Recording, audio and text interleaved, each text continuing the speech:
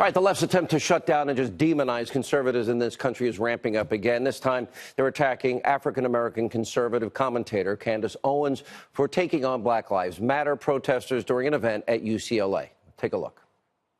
What is happening right now in the black community, you're going to hear it in this room first. There's an ideological civil war happening. Black people that are focused on their past and shouting about slavery, and black people that are focused on their futures. Victim mentality is not cool. I don't know why people like being oppressed. It's the weirdest thing I've ever heard. I love oppression. We're oppressed. 400 years of slavery, Jim Crow, which, by the way, none of you guys lived through. Your grandparents did, and it's embarrassing that you utilize their history. You utilize their history, and you come in here with more emotion than they ever had when they were living through it. More emotion than they ever had when they were living through it. It's embarrassing. You're not living through anything right now. You're overly privileged Americans. And on Saturday, Kanye West praised Owens on Twitter, and he wrote this, quote, "I love the way Candace Owens thinks, but not everyone of Owens is a fan with compliments and support Kanye West support." Look at what Tom Arnold went on a sexist, brutal, vicious, hateful, racist tirade on Twitter. Here's just some of what he tweeted. "Aside from being an insane alt-right race pimp, Candace Owens thinks Donald Trump is literally the Messiah, not you, at Kanye West, so you might want to reconsider." He also wrote, "At Real Candace, good luck glomming on to Kanye West. His family already told him you were a phony and a fraud, a former Democratic bad actress." But I don't even want to talk about this anymore.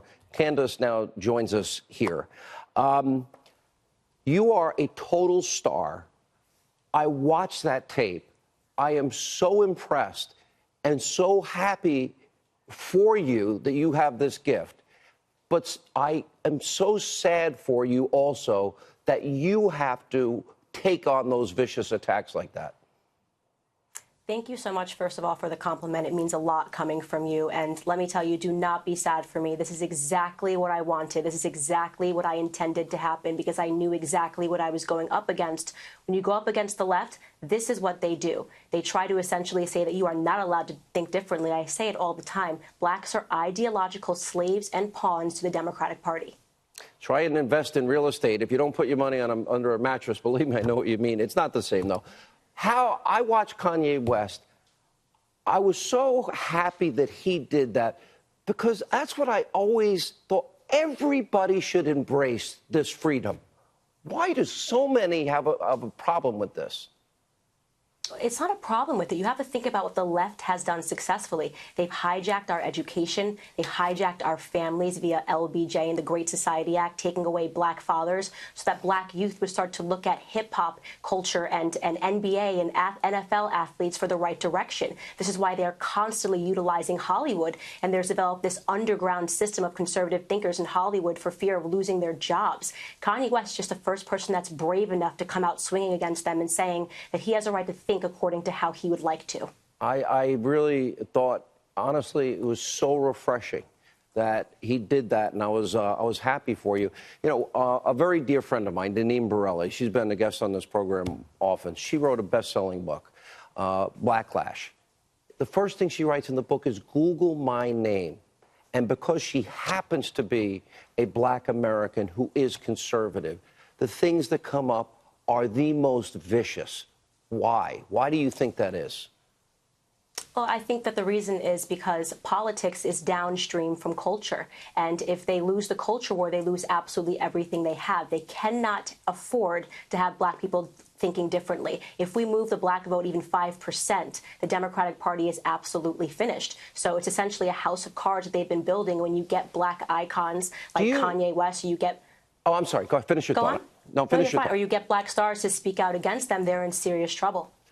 Look at under President Trump, black and Hispanic unemployment is at the lowest level it's ever been at. 14 states have record low unemployment numbers. After 8 years of President Obama, 13 million more Americans were on food stamps, 8 million more were in poverty. I said that every night. Do you think this is going to change? Because the Democrats, every year, every election year, they play the race card. Republicans don't want to count you in the census, the James Byrd ad, and so on and so forth. Do you think this changes? Is there a cultural shift based on results coming? 100% there's going to be a cultural shift. And you mentioned the Black Caucus, which stood for more food stamps when Obama announced it, but sat when Trump announced black unemployment. That is disgusting, okay? And that is because they work for leftists. It has been infected. It is a swamp. And I'm telling you right now, we are on the brink of an ideological revolution, and the black community is going to start waking up. And I'm so happy that I get to play a part in this. I got to tell you, I admire you so much. You are a force of light and a star, and I am going to really enjoy watching your career trajectory just soar. And I wish you all God's grace and success in the future. Thank you so much for being with us, and thank you, KANYE, for what he did for you, too. Thank you so much.